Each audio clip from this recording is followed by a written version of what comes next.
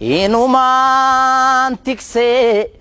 malee kuulatoo shuffeen baddaaloon hin gaabbisu inumaan rafee malee yaalamiin tokkummaa dhabuu nama raffisu allayyaan allayyumaa maaltu wallayyaa aannuuru fajedhe alagaana lagumaa maaltu walagaa haadhaan fira jedhe kobbortaa ormi namaa baatu yoo abbaan ofii baattate malee roorroo hormarraa dhufte roorroo diinarraa dhufte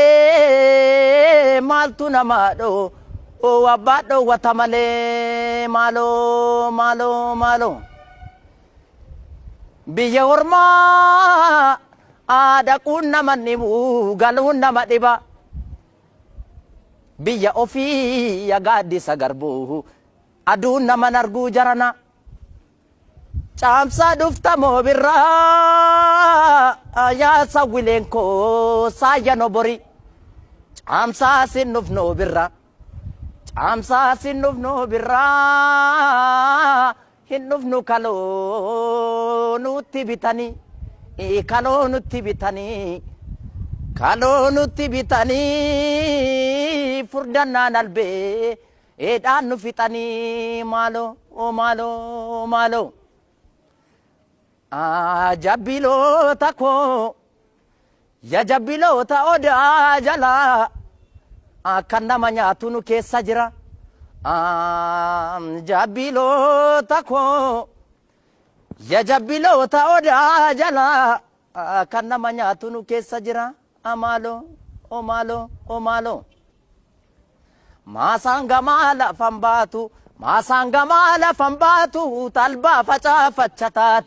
talbaa facaafachataati nuti duunee tokkon taa'u wal gaggalaaffachataati